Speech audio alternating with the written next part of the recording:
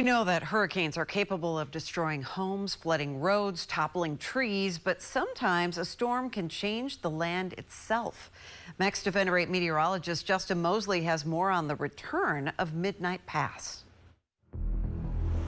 Midnight Pass has been a topic of conversation here in Sarasota for over 40 years. But after 3 storms in 1 year that have changed the landscape forever, the debate on this pass and its future continues.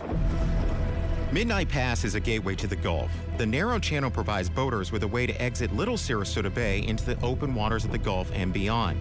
Without it, boaters have to travel miles to the north or south to exit the bay. For decades, this shortcut was closed. It began in the 1980s when the pass was closed to protect nearby homes and beaches from erosion. The pass remained closed for 40 years until 2024 when the combined impact of Debbie, Helene, and Milton battered the area, opening up the pass once more. Milton hit this area as a Category 3 hurricane, and when that did, you had a combination of storm surge and wind. That created this pass more than 6 months ago, and it's been open for 6 months. The return of the pass was welcome news to Dr. David Tomasco, director of the Sarasota Bay Estuary Program. What's happened here is it didn't cost taxpayer dollars to reopen it, and it's open in a way that gives you the water quality benefit. We saw the increased water quality ourselves during our trip to the pass with the help of Drone 8.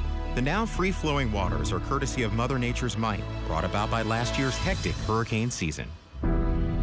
First time in 40 years, we've got a substantial amount of water from the Gulf of Mexico that's now going into Little Sarasota Bay. It's going to improve water clarity a lot.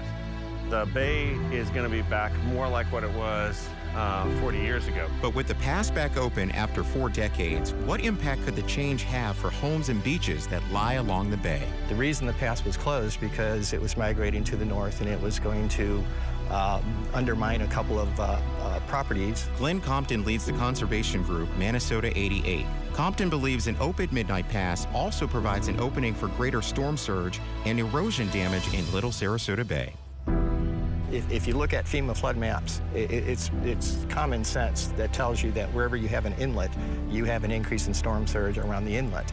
So you have to question whether or not the priority in opening Midnight Pass for boat access is better than storm surge protection against hurricanes.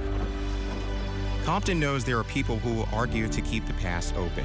But he argues that boaters alone should not have the only say in what happens now. Boat access has always been a priority issue in whether or not we should open up Midnight Pass. That's why we are still talking about it today, because there is a community of people that really want to have access from Little Sarasota Bay into the Gulf. Still, no matter which side wins out in this debate, nature could be the only one to settle it. So Mother Nature opened it up. What's the probability of Mother Nature closing this up without any maintenance? We've got a win-win right here. It didn't cost anyone money to design it, to permit it. What we need to do is to make sure that we can maintain it. We know that Midnight Pass, even when it's opened, is unstable. So if you open it up, you really don't. It's almost like opening up a can of worms. You don't know what's going to happen next. So there's no doubt this conversation will continue as Mother Nature may just have the last word. At Midnight Pass in Sarasota County, I'm meteorologist Justin Mosley.